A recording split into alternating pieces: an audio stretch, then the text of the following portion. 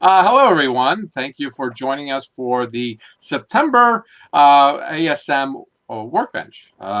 This is your host extraordinaire, Jack, and I got Jim, and I got Lou, and Steven has a green screen. No, he'll be back. No, he'll be back. He's going to come share some stuff with us today. And before we get started, I would like to share some things with you about the goings on in the modeling world, such as, oh, that's not it. It'll be right there. Round two, every month they come out with a video of their new releases. I would recommend taking a look at that and see what is new. A lot of car stuff, especially die-cast and collectibles, and slot cars are featured this month. And also, I don't visit very often, but there's also Fine Scale Modeler magazine, always talking about new kits coming out. So I would recommend getting on the cutting edge of scale modeling kits and the like by going to these these YouTube pages and seeing what is available. And of course, oh, look at that! Stop sharing. Stop sharing. There we go. Stop sharing. Boy, this is crazy. Okay, so today what we're going to be talking about is sort of like completely out of three of our purviews here. The fourth one is why we're here. Stephen Burns, you are. Let's see. I'm going to bring up Facebook here and do a quick resume here of yours. You are a photographic. You worked at a photographic workshop in California, and you're also an instructor of sorts. Well, I teach workshops. Basically, I take people out to national parks for a 4-day educational class in improving your eye and your composition in the place that will inspire you to create. I'm a professor. I work at a couple of different colleges, Santa Monica College, also Golden West College. Been teaching for over 20 years. I'm a digital artist and an author. I've written 8 books. I've just signed the contract for book number 9, which is Adobe Illustrator for the creative professionals. All my previous books were Photoshop and 3D. I've been getting quite a bit. Actually, you have my website address, right? So you can actually. I have your Facebook up. Your name. Oh, you do have a Facebook? Okay, good. Then go to the chromeillusion.com. Do you have that? Want me to type that link right into the chat box here? Yeah, and I'll share it. Okay, you got it. All right. So let me get that for you real fast. And by the way, anybody in the live chat, if you have any questions, just ask, and we'll get you included in the conversation too, just the same. StreamYard is very limited to 6 people. Of course, we only have 4 here right now because that's just the way things are. Did you get that into the chat? Yeah, it's in the chat. It is in the chat box, and I'm also going to type in my Behance page, which is a little bit more of the extensive portfolio, the 3D art and all. So yeah, I've been doing 3D for quite a long time, and then when 3D printing became more in vogue in terms of the price,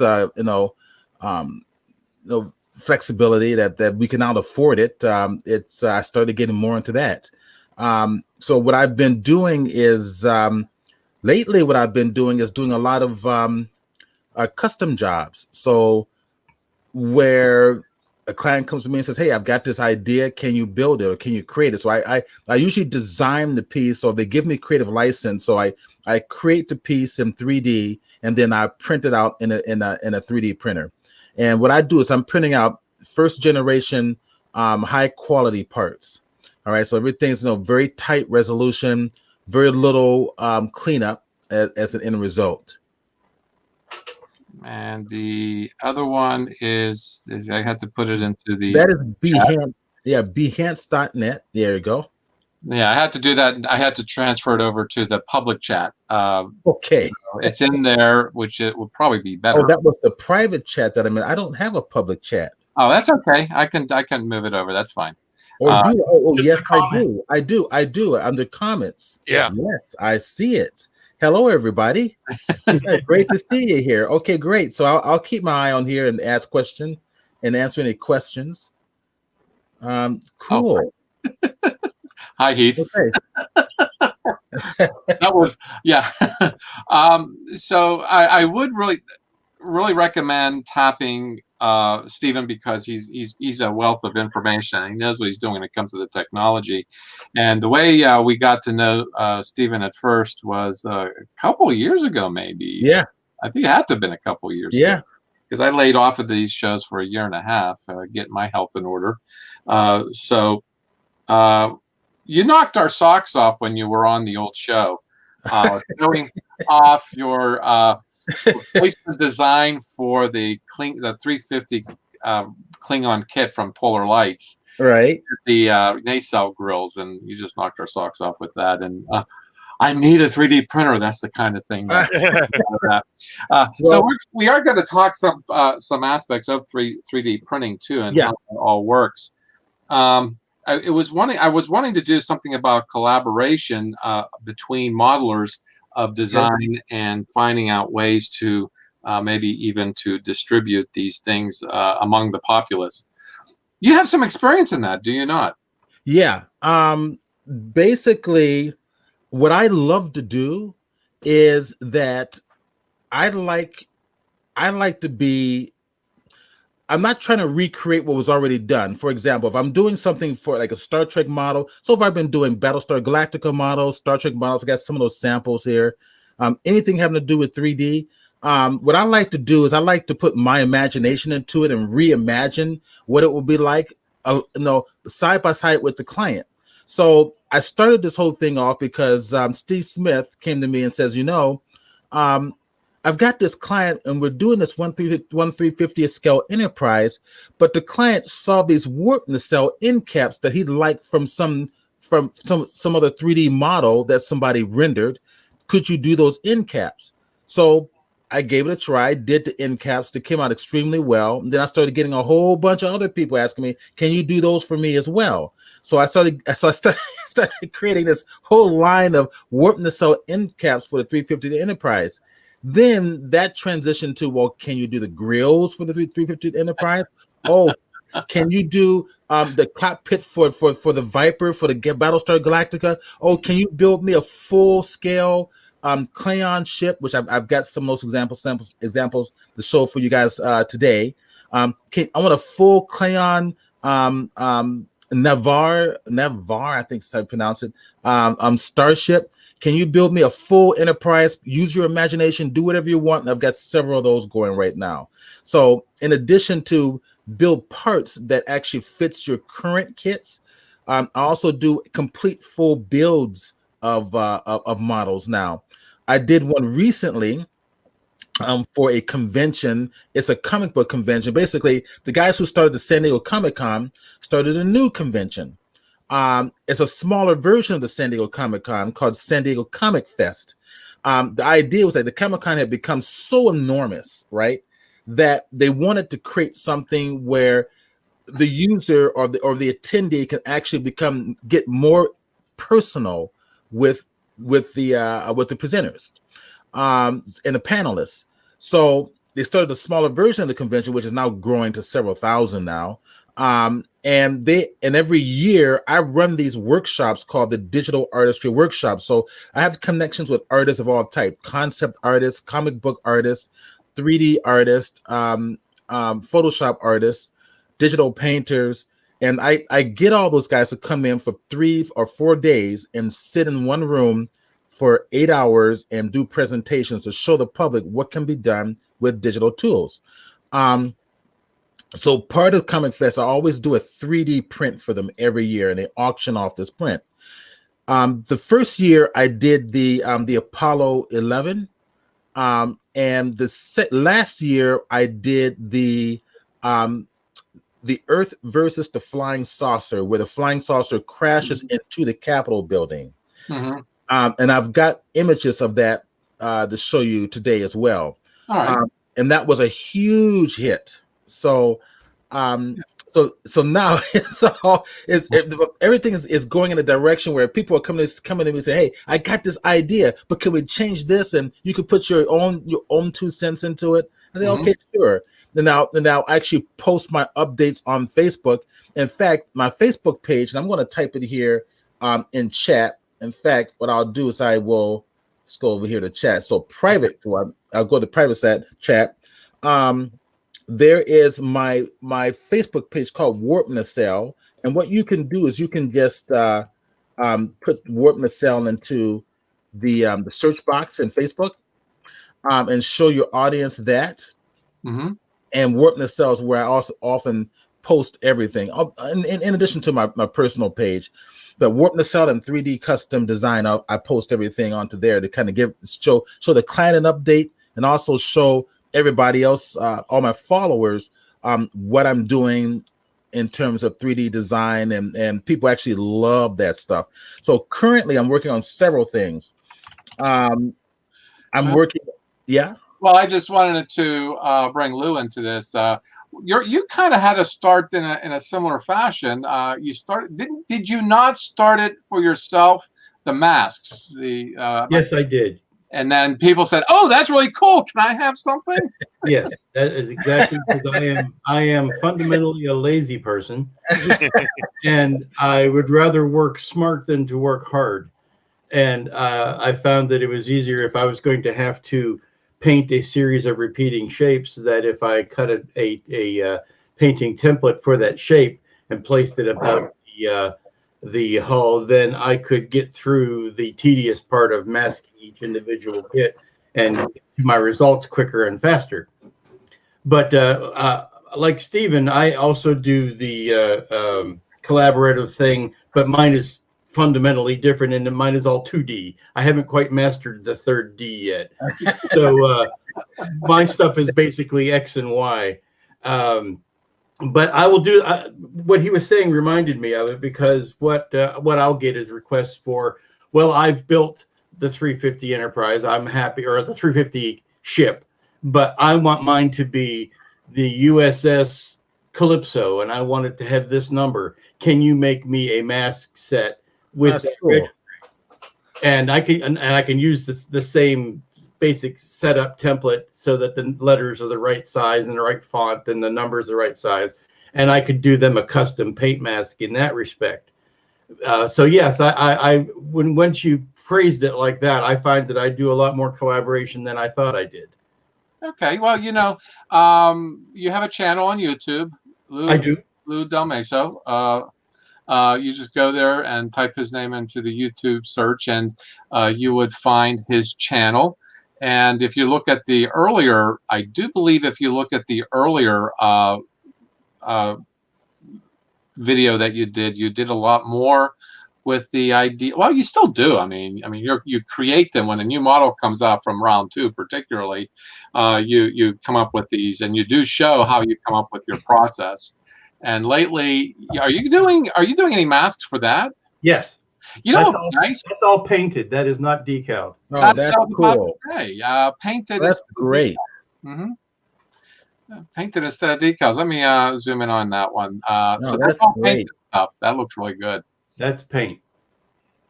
Do you have a negative and positive mask for that? No, there is no Aztec pattern on this. So no. That's not what I'm talking about. The letters. Oh, when you said negative, positive, I started thinking Aztec pattern. Yeah, you paint the whole thing black, not the whole thing black, but the area black, and then you put the mask on. No. In this instance, it's a mask that you put down over the whole side, and then you block off the red parts, and you paint the black through it. Then you mask the black parts and paint the red through it, and then pull the whole thing off. There you go. It's in the latest video is all about painting these. So please go check out the epic hour-and-a-half video I just posted last night. I've always wanted to have decals painted on in many regards. Well, when something is that big, you run the risk of seeing the carrier film in between things if you don't get it just right, or you see the edge of the carrier film and whatnot. Something that big, it's easier, I think. Plus, if you're going to weather over top of it, the weathering goes over the paint much better than if it hits that paper of the decal, and all of a sudden the weathering doesn't look quite the same. And being the fundamental lazy person that said you wouldn't go back and do something like that for a 350 TOS Enterprise kit, would you? Yeah, I've done that. That's Oh, you have? Yeah, there are 350 painting masks for the registries. Yes. Well, then you're not as lazy as you say you are. No, I guess. But that's what I get when people say I've done that, but I want mine to be 1709, or they want it to be 1623 or whatever. I could do those numbers in that scale, and they can do their, and rather than having to send off and get some expensive decals made.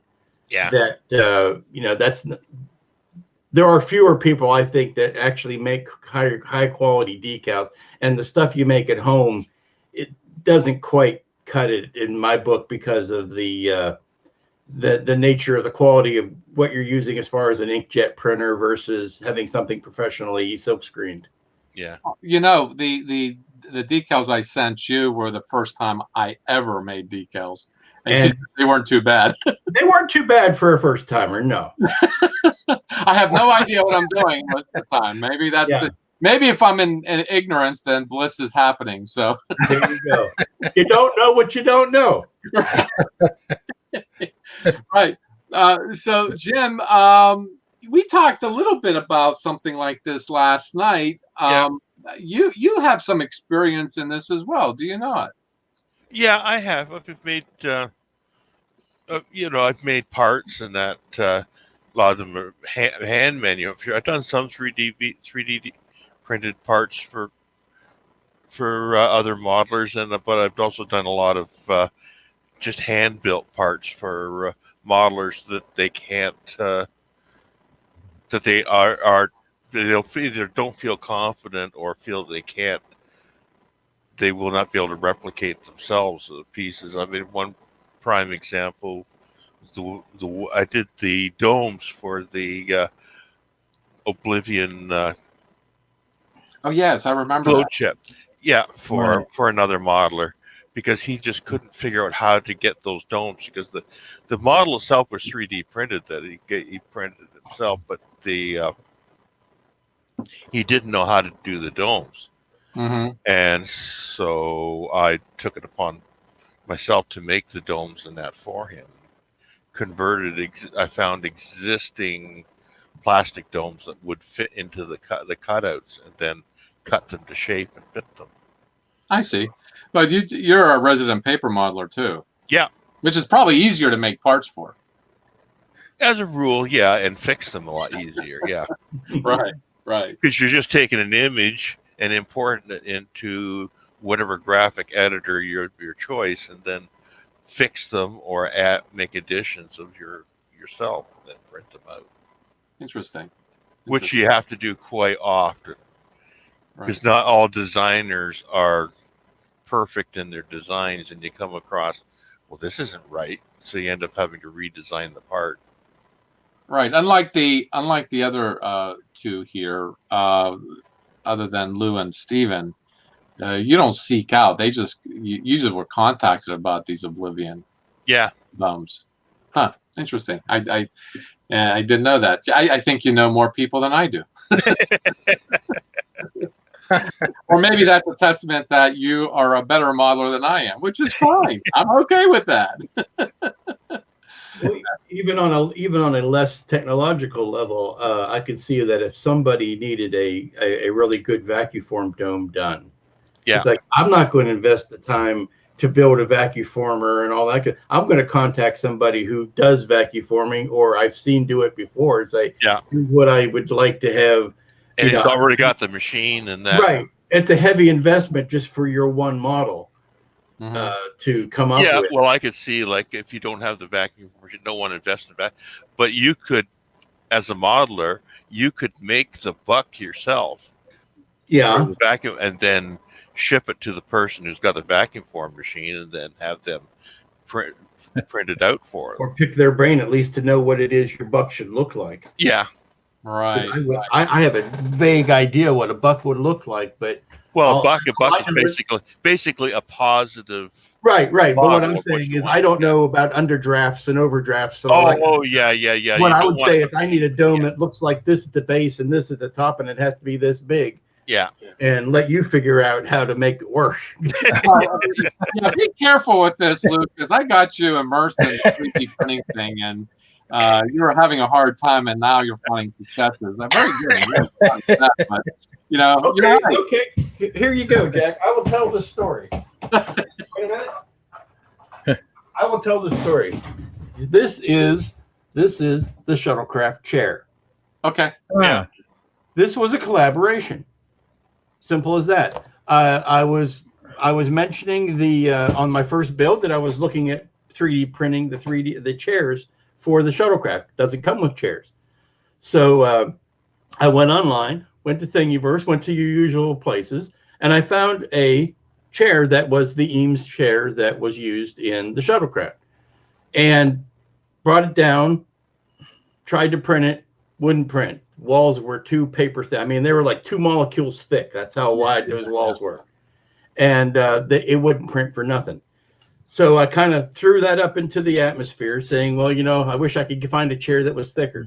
And out of the blue, I was contacted by a gentleman across the pond that I had sent a part a while ago. It was like he needed a part for his enterprise, and I didn't need that part because I had made my enterprise into a Reliant, blah, blah, blah. I didn't need that part. So I sent him the part. So he heard my tale of woe about these chairs, and he said, let me look at the file. I work with 3D stuff. And I sent him the file. He basically fed it a turkey dinner and made it fatter and made the walls thicker and sent it back to me. We tried it out. I said, that's still not quite fat enough. And he went another couple rounds on that, fattened up the chair, sent me the STL file back, printed it, result, lovely chair. There you have it. Nice. You know, So and what then I put it out. I just put it out on the Cult 3D website as a free thing into the universe because I didn't pay to create this. I'm not going to charge anybody else for it. Let them do it. And I've had like 35, 40 downloads of this. So Lou, what 3D printer are you using? I'm using the Frozen Transform. The Frozen Trans. Okay, is that a FDM or an it's an SLA? SLA, I believe. It's the LCD panels. Okay, so what's your volume footprint? You're asking me math questions. No, No, right. what- The biggest and hardest, you know. Yeah, Make your plate. what's the maximum size you can print? I had it here once because I had written all that down. It's like 14 inches tall by 11 inches by 6 inches. Oh, and what did that cost you? That cost me close to $2,000. The $2,000, right? That's about right. Was that the one that was a Kickstarter? It started off originally as a Kickstarter. Yeah. Okay. A friend of mine bought that. Okay. And you're using the standard resins. I'm using Soraya Tech Fast resin gray. Okay. One of the reasons I have not gotten into SLA printing yet is because those resins will kill you if you're not careful. Walking across the street will kill you. Right. Yeah, exactly. So I just discovered that they just come out with a organic resin, non-toxic, made from vegetable-based resin. That's great. Fantastic. And the quality, according to the reviews, are exactly the same as your standard resin. Wonderful. I would love to try it. Yeah, check it out. The industry is going. This is where the improvement in resin is going to be. It's going to be in the quality of the resin, and it's going to be in the resolution of the printers. And I'm looking for the article now. So I mean, I'll give you a perfect analogy. Before there was acrylic paint, all the paint had lead base in it, and that would kill. That's true. Lead based paint are out, and something else has replaced it. Yep. So now I'm ready to get into the SLA printing. Now they've got a chemical that's going to be health safe. Yeah, you know something though, Stephen, I have to agree with you. That's one of the things that's been deterring me is the messiness of it. And I'm not and I'm a sloppy person. I'm not cleaning up after myself right away, and my other half hates that. Right. So this is why I'm confined to this 9x9 room, that my little prison cell, which is kind of nice for a prison cell. There's just no way I'm just going to, tolerate myself with even myself just putting on gloves and doing this because I watch all the YouTubers and they got to go through this process. Right. And each say you got to take your safety precautions. I already have built-in goggles, not might be the best, but at least there's some protection of my eyes and stuff. Oh gosh, we lost him. I wonder what happened. So he said that there is. He's dropped out a little bit here. He'll be back, I would assume. Phil asked regarding the mask for the shuttlecraft. Do you have an intention to scale them down? No. The original kit? No. I'd agree. The original kit. Toss your original kit. Your original kit's an ashtray. Yeah. The original kit is a nice architectural relic of the past, and That's right. And nobody should build the original anymore. No, It's a ridiculous embarrassment. it should just stay in your museum on your staff. Don't even take it out of the box. The box, The shrink wrap still on the box was more attractive than the model turned out. The original kit is as bad as the K-7 space station and the exploration set. Yeah. Good God, people, grow up and get a real model.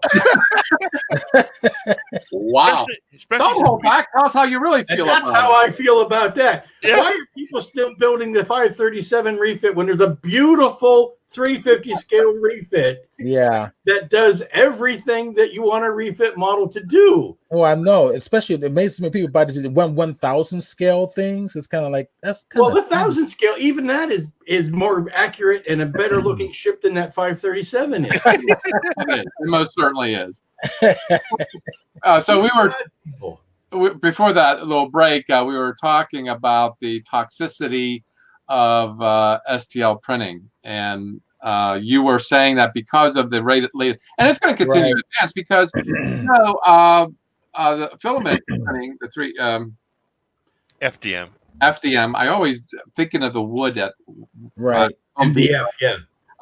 So I'm just messed up. Even there, I remember seeing that there was only two colors, black and white, and then it started coming out with colors, and then different formulation, and a PET, and then of course the ABS was always out there hanging out too, just the same. Right. Nobody likes ABS anymore because it's so finicky and the like. That's a whole story. And if you're into 3D printing, you know what I'm talking about. But that is exactly what's keeping me away from STL. Right. Well, I use what's called FDM printing. That's the filament printing, and I use the oh gosh, what am I forgetting my terminology here? I use the filament that is what filament am I using here? Gosh, it's early in the morning in my time here. I'm still. Well, I use what is that?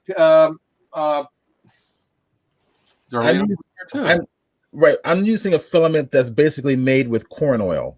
Yeah, that's most of it's made with cornstarch, and that a lot of that's what am I thinking, Jim? I don't know, but I feel like I have to defend. I feel like I have to defend resin printing here, and I'm not going to get into that. No, you don't have to defend it. I'm just saying. That's what you guys, your filament is all right. Humidity sensitive, is it not? Yes. Well, okay. Yes. Yeah, I'm using PLA. PLA. My resin is not humidity sensitive. Okay. It's humidity sensitive, but it's more UV sensitive as opposed to humidity. Well, yeah, mine cures UV, but yeah. Here's another analogy I will make. I've spent the last 20 years building garage kits, and I'm sanding that and breathing that resin dust, which isn't any better for you than anything that comes out of my printer. It isn't any less toxic than anything that comes out of the printer. So, you know, basic. That means you're in trouble. Taken at all times. I mean, listen. Your health is too freaking important, and I want to be around. But you're acting like it. You're acting like I'm not. No, I'm not. I want to be around a long time doing this stuff. I don't want to find out 2 years or 3 years down the line I've got permanent lung issues that I have to have an oxygen tank because I wasn't paying attention. I was a photographer. All right, I had to build my own dark rooms. So you're working with photographic chemicals all the time. That's right. Those chemicals are not good for you. But I made damn sure I had the right ventilation, and I always wore gloves when I was working with this stuff. So here we are now. We're older now, right?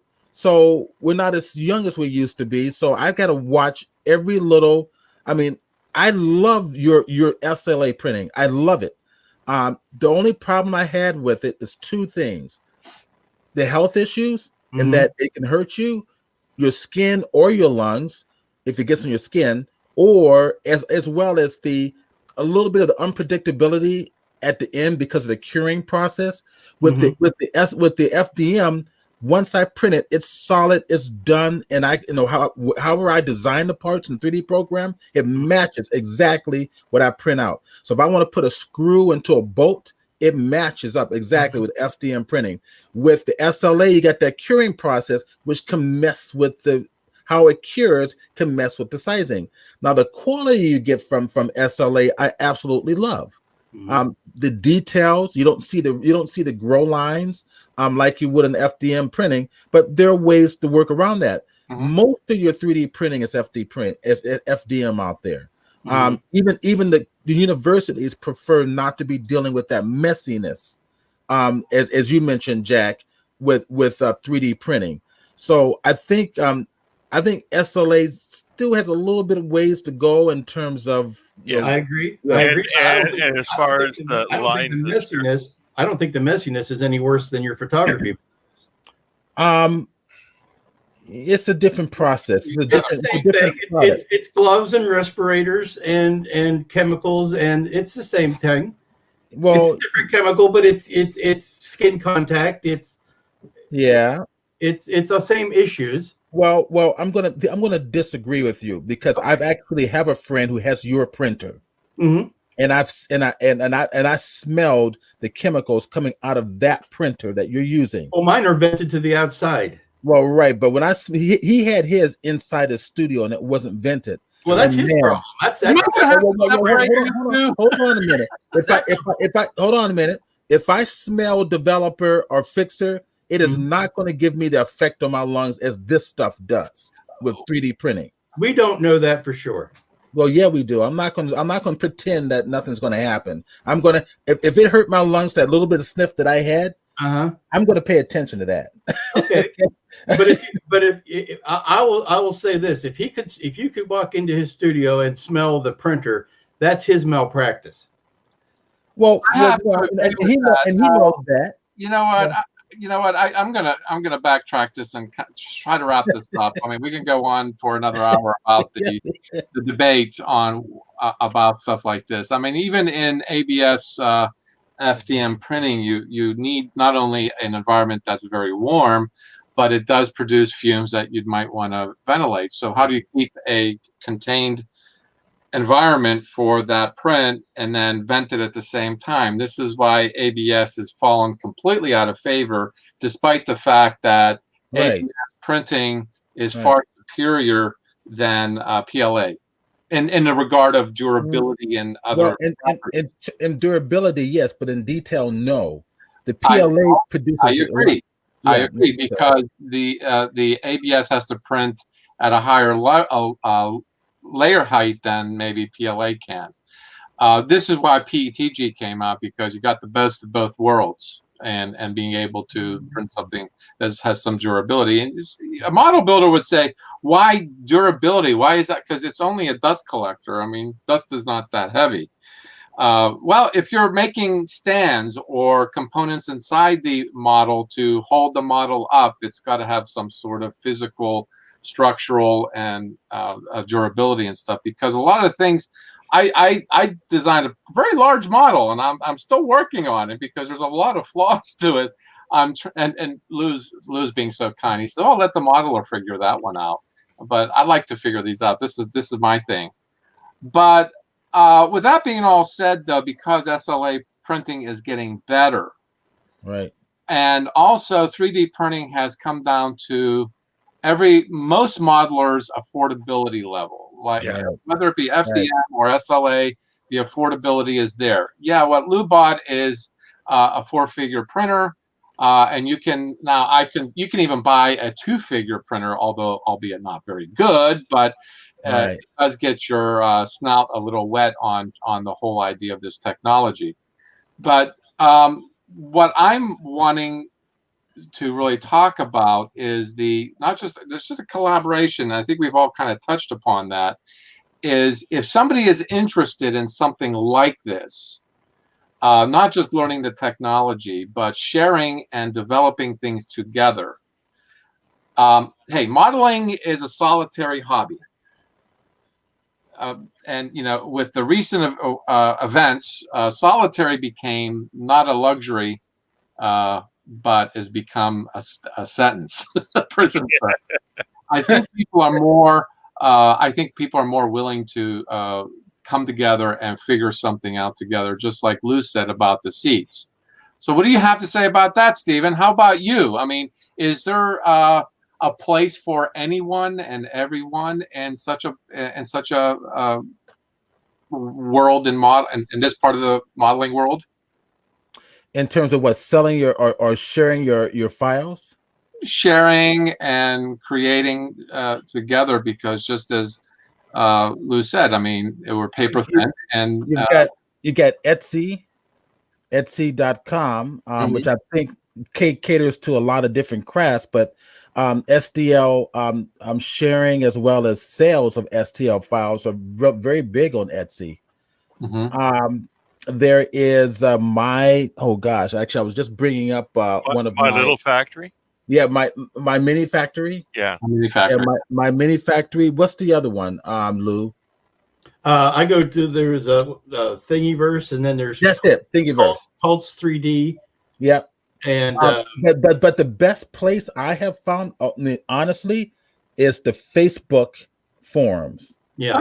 That specialize in 3D. I mean, I've gotten more jobs from those Facebook forums, and more people sharing ideas, and people have tons of Patreon setups. Oh yeah, lots of Patreons.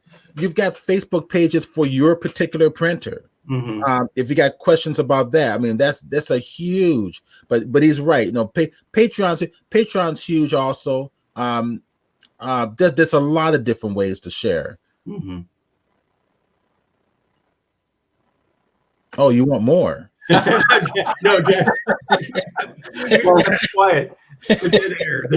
I was just actually absorbing what you were saying. Like, funny enough, I wasn't even thinking of Facebook because of my opinion of Facebook. Well, that's how I discovered you guys. That was how I discovered everybody. Everybody I'm doing 3D commissions for is all from Facebook. And it's all from those. To think the biggest mistake I ever made was Facebook group, and then that's how I found you. Yeah, pretty much. You got me now. You've created a monster. Well, I don't involve myself with ASM Facebook very much, hardly at all. I think the leadership there is great. They're doing wonderful things, and I kind of peek in every now and again, and I'm starting to see some things evolve because we're spending so much more time with our hobby.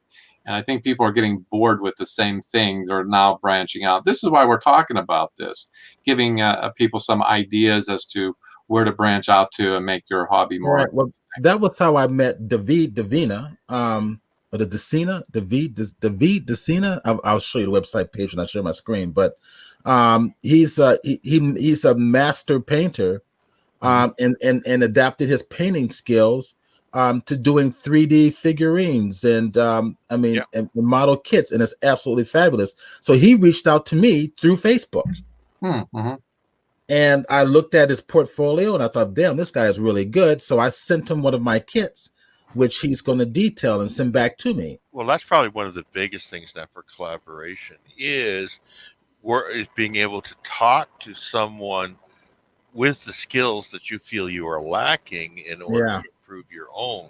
I mean, the idea of talking with, we got a couple of very good figure painters in our group, and if you're doing a figure and you need some information, those are the best guys to talk to. Oh yeah, because they have trips and ticks that you won't find anywhere, strictly from their own experience. And they're doing their own YouTube channels too. Some are, yeah. There are some YouTube channels totally dagger-like, especially for figures.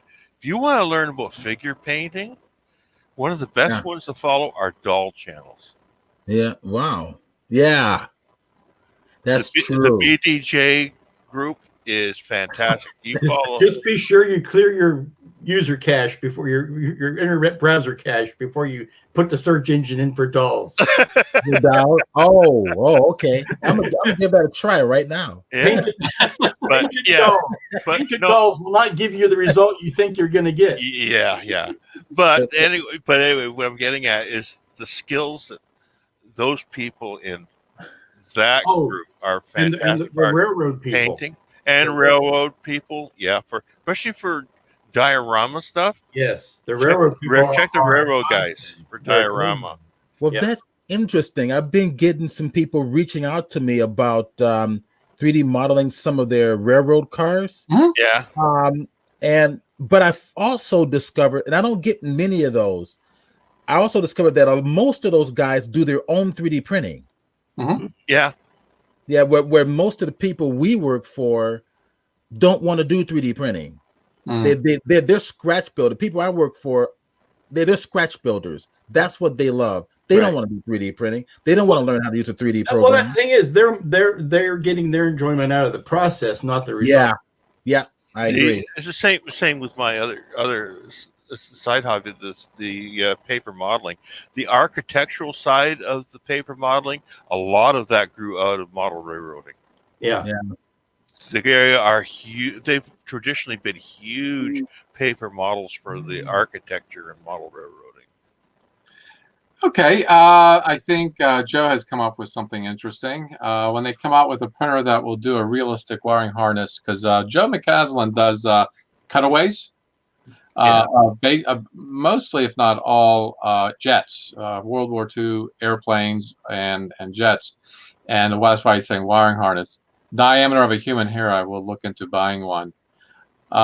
Interesting. What do you have to say to that, Stephen?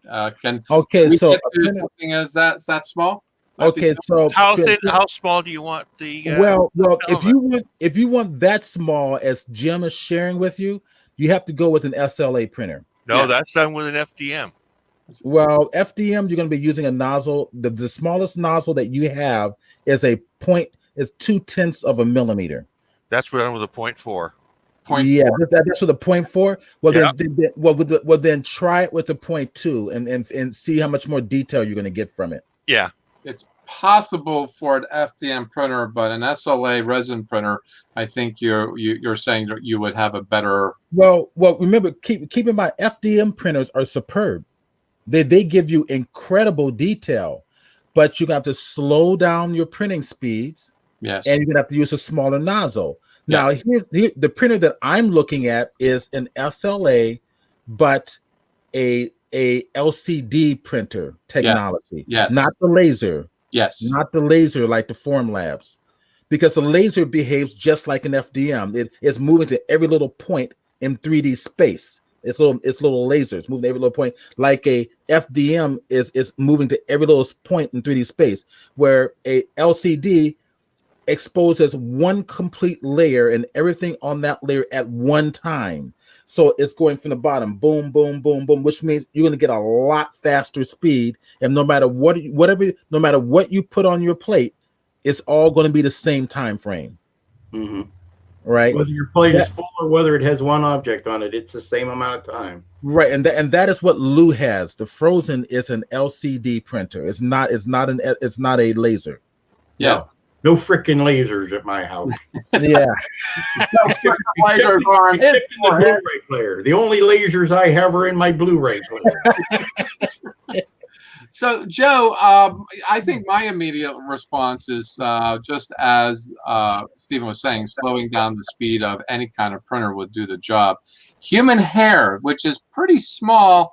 And you know what, Stephen, I think you should look up at his work, because he is so insanely detailed. And and him saying a human hair is not a surprise. All human hair does come in different thicknesses. And who is the artist? What's that? You said I should look up his work. Who is this? Joe, can you put in a chat where he can take a look? He says some things I construct are in the 0.005 range. Jeez Louise.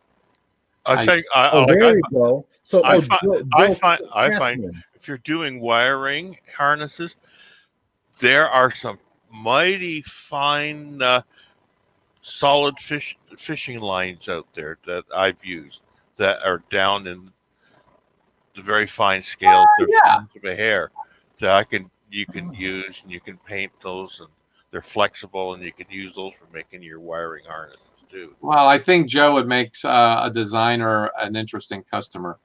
I think Joe would be an interesting customer to a designer, is my point, who also does the 3D printing. I think, Joe, it's possible. Don't you get human hair things fraying off of your resin or your filament printers when they go awry? Don't they get like little frayed bits that are human hair with? If your FDM printer is not calibrated right, yes. Yes. Yeah. It's running I mean- too hot, yes. I mean, the stuff that Joe is talking about, an FDM printer is not going to be able to do. No. I would even have doubts that even today an SLA can do something that small. Yeah, So you use threads or, like Jim was saying, fishing lines. Fishing line is great for. It's not a reason. It's not an excuse because you have a printer. It's not an excuse to give up scratch building. Yeah. Yes, it is. You can always add or detract, Yeah. from your printed piece. The beauty of scratch building is you can build it to whatever size you want, Yeah. and it costs you very little money. Or it depends on the build, of course. Well, and that's the nice thing about the 3D printing in general. If I had this much room on my shelf, I could make the model that big rather than having to clear out this much space because the manufacturer has made it that big. Yeah. You could grow it. You could make it whatever size you want. Right. I've got one printer with FDM, but it's about the size of your frozen in terms of the build area. But then I've got a 20 by 20 inch, a 20 by 20 by 20 build a printer too. I can build bigger stuff. So it's kind of nice. Yeah. Well, it's still a matter of putting parts together. You don't have you have to build. You don't have to print the whole thing complete. No, you still got to build it in pieces As long as any one piece isn't bigger than your build plate, you're golden. Yeah. All right, Stephen. Yes, sir. You teach this stuff all the time, and you even, as I understand it, you do it on the internet too. You have a monthly, weekly show or something like that. Yeah, it's the Lightwave user group. We usually broadcast on Sundays from 10 a.m. Pacific time to 1. It's a 3-hour presentation, and I also run the there's nothing to do with 3D, but it's a Photoshop group. But keep your eye for that out for that as well. But every Sundays, not this Sunday because it's the holiday weekend, but next Sunday we'll be broadcasting. And that is if you go to in Facebook, the Lightwave users group is what it's called. And I'll be happy to kind of stick that link in there for you to share with your audience as well. I'm gonna do this. Gee, what happened? I am sticking it in there now in the private chat for your users to see. So I do it. It's a Twitch stream. So everybody can come on, interact with me, interact with the presenters. So it's not always me. I have other presenters in there. Now, am I allowed to share my screen on this broadcast? Sure, you can. Okay, because I can. Well, when you're ready. This is the UFO you were talking about earlier. Right. Those are some of those are all custom built. So that's the Earth versus the flying saucer. If you scroll down a little bit. Yep, you can see some detail. There's even a video there. So I did that for Comic Fest, and then people on Facebook went crazy over it. And if that takes 4 days to build on a 3D printer. That's a lovely print. It's a highly detailed print. Yeah, and it's big. I mean, it's bigger than my head. And it comes with it comes with the flying saucer. Now, a couple people have purchased it already. And they rigged it with lights and fog machines where fog's coming out of the top of the Wow. cash building, and then the saucer. Now I did a build where I bought an electromagnetic levitation plates where I placed the magnet inside the flying saucer, and the flying saucer hovered in the air. It's kind of cool. That's the video. By Simon Merckx. And Simon Merckx made the video. Actually, I was on his broadcast. Okay. He saw this on Facebook and was blown away by it. And he says, "No, you got to be on my show." I said, "Oh, all right, fine." So I went on to a show. He took it, and the man, his career was professional model building in the effects industry. Yeah. Really nice guy, very knowledgeable guy. And so I sent him a copy. He detailed it out. Painted it. Very little touch-up work needs to be done because it's all high res.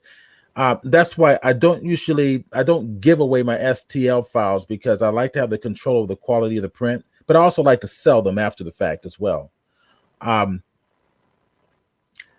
If you go to the 3D custom print page in Facebook, just put in 3D custom in your search bar up there,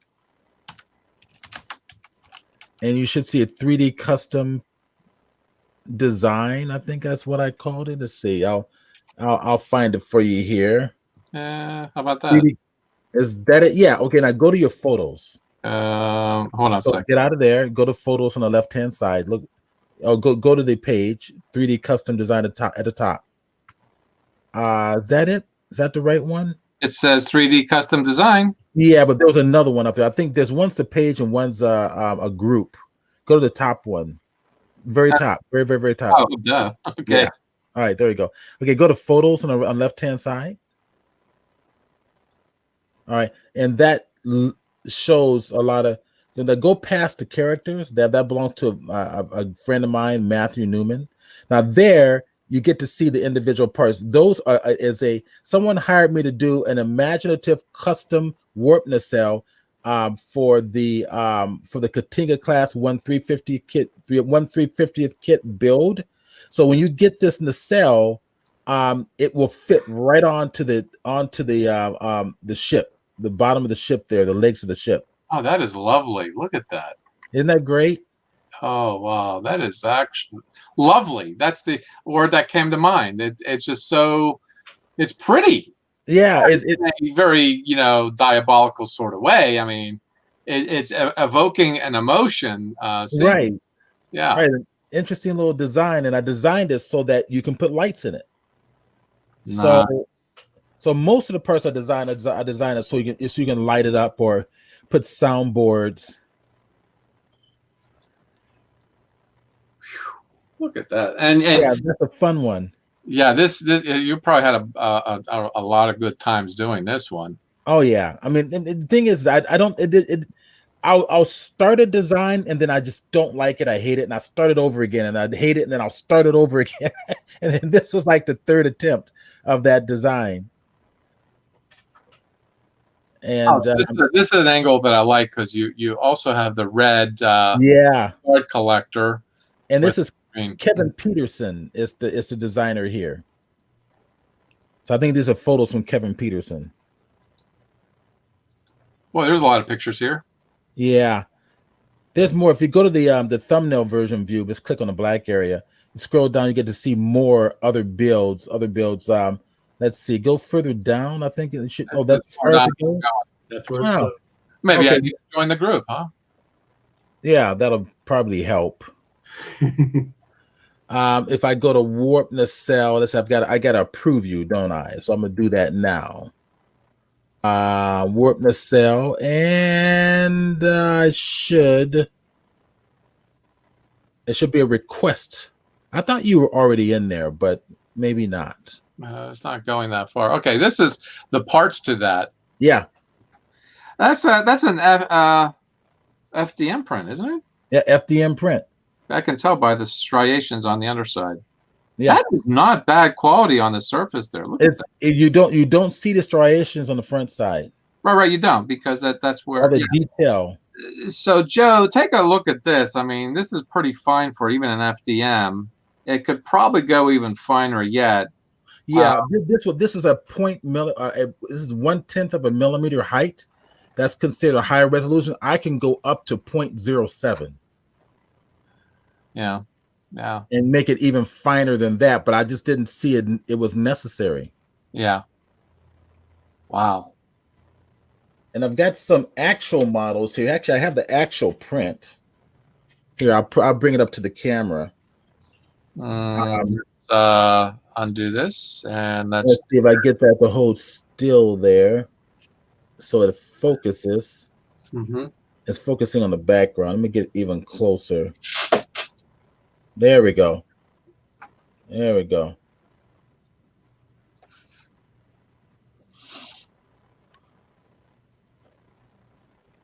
Wow, that's really good. That's an FDM printer. Yep, FDM printer. Which printer is it? The Creality CR10S. No kidding. So that's a 12-inch by 12-inch by 14-inch. This is the who hired me to do this one? This was oh gosh. Oh, I remember his name just a little bit. This was a custom build. This is the impulse drive for the 1/350th scale Enterprise, the original, not the refit, but the original Constitution class. Toss one, yeah. All right. So I designed it. Let's see if I can get this to stay focused here. Stop moving so I can focus. It's not focusing. There we go. There we go. There we go. Okay. There we go. So this fits right into the saucer section. Mm-hmm. All right. Look at that, Lou. It's nice. That's nice. All right, and then you go to why the split down the center at the top? Was that because that's the way. That's why I printed in two pieces. I did it this way so that I didn't have to use supports. Right. Supports messes everything up. Oh, so, they're terrible. They're terrible. So when you're 3D designing, you always have to strategize. Always strategize on how you're going to print. Mm-hmm. Then I turn it to the side now, just so that you know, the dome piece goes on top like this. Right.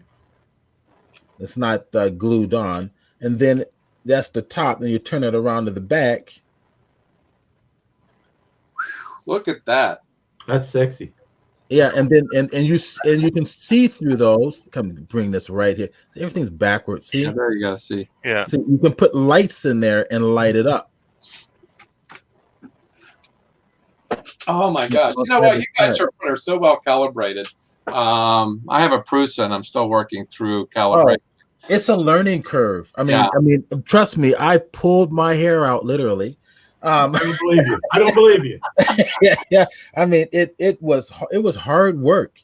I mean, I was so frustrated so many days. Like, here's one. You'll love this one. This one is for.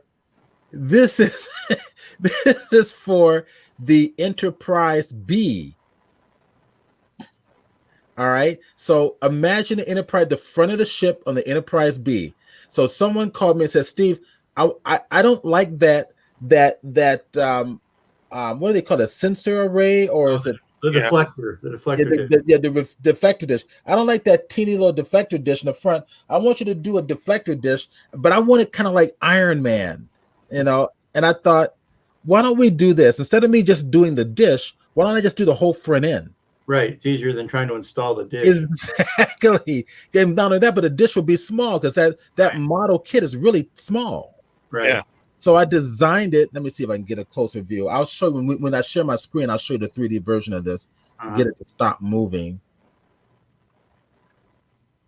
Mm-hmm. And then I designed it so in the back you can put lights inside. Right. Yep. That's yep. And it comes through there. You got my engineering ideas in that too, or I think I'm taking claim to them because I came up with it on my own. Basically, the engineering of this stuff is there are some rules you follow, and you're going to see some relativity between them. Yeah. Yeah. So all these projects, it's a collaboration between myself and the client. Nice. This is the cockpit for the Colonial Viper, the original Colonial Viper. Now this is kind of small, so I printed a big giant one, so it's easier for you guys to see the detail. So this is the big giant one, and he cuts out the panel. I didn't know he wanted to do that. If I had known he wanted to do that, I would have printed it so that that's all open for him. So he cut out the panels to put in actual LCD panels in there. You've done that, Lou? I did that in the one-man pod. Yeah. Mm-hmm. The EVA pod. Yeah. Mm-hmm. All right. So this is all I created. All these in Lightwave. It's my 3D program. What are you using for Lightwave for your 3D program? I am not creating anything in 3D. Oh, okay. So you 3D creator. Oh, got it. So they send you the file and you print it out. I am pretty much scavenging the internet and using clip art files, or what I would call. Gotcha. Okay. Gotcha. So yeah, I mean, other stuff I can show you on screen, but those are some of the ones I currently had handy here. Kind of fun stuff. Well, we're doing good, and I think when I first contacted, say, "Oh, I could talk for 2 hours." No, do it in 5 minutes. So he did a good job, and I really appreciate your you joining us, Stephen. We should have you on maybe on a more regular basis. Yeah, I would love to. I'm only doing 12 of these shows a year, so I'm trying to work up the next one. I'm hoping that. We've talked about it in the past, but COVID happened, and we're going to figure this out. But where would the best place be because you teach this stuff too. You teach this. Yeah. So I'm going to give you my email address. I'm typing it in here. And I tell you what, I will also be happy to share my cell phone number. Oh wow. Okay, so there's my email address. Okay. I will give you my cell phone number. Chrome. Oh, okay. Chrome. Oh, okay. Let me. From Illusion. Hold on a second. Copy. And there's my cell phone number. So I got quite a number of these private commissions going. So it's keeping me busy. COVID helped me to kind of get this stuff done. All right, there's Steve's email address. I'll leave that on as I go hunting for his phone that he's being so. I'm also getting ready to share on Facebook a redo of the Katinga class neck and bridge, and for Lou Luciano, and so I'm excited about that. I'll be coming up soon. I've got a full build enterprise for Alexander.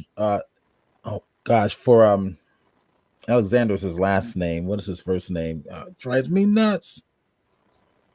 Drives me nuts when I forget names. I'll remember in a little bit, but I got a full build enterprise for a couple of people actually coming out, but all custom design stuff. So that's his phone number? That's my phone number. Okay. And this is your email address? That is my email address. Absolutely. Yeah. Yes. You've sent me, and I haven't gone yet to some of your broadcasts only because of my time constraints. But from what I have seen, if you want to delve into this side of the hobby, I would encourage everybody to tap his shoulder and tap his brain, pick it, and use it for your own benefit. I'm going to send you my Twitch address for anybody who wants to join in on those broadcasts. Okay. There you are. Okay. So let's get rid of this and copy, paste, and share. Here, show it right there. Yep. So this is all in our live chat. We put this all in the live chat too, so you're watching can go. I think this chat will appear with the video and replay, but I'm just showing it on the screen so for y'all to maybe jot it down and take a look.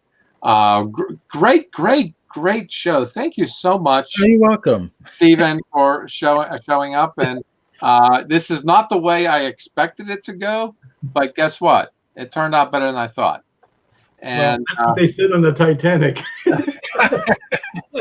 Oh, but it didn't turn out better than they thought. This is not the way I expected it to go. wait, the reason it didn't turn out that way is because we didn't have the band playing, Yes.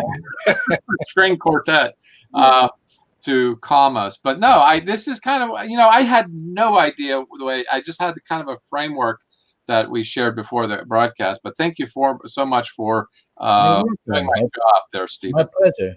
It's jazz. And I would like to also say that, like I said, we're here every first Saturday of the month, provided it's not an actual holiday like it was for the 4th of July. I believe coming up in December is going to be a little wonky because Christmas is on a Friday. So I'll try to work that out as to how that would work. But we're here. Just look, we're usually here. When I say Christmas, because it's New Year's isn't exactly a week later. So look at our and join our YouTube and subscribe, and to, of course, like this if you enjoyed it.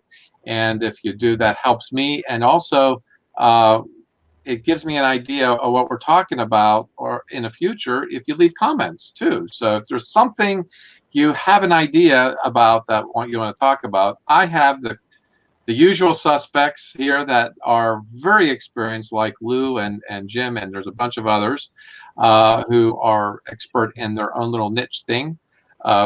Yeah, just make that suggestion and we'll get somebody on to talk about it. And I really appreciate all your support and watching. We'll see you next month on the ASM Workbench. Thank you all, and happy modeling. All right. Bye. There we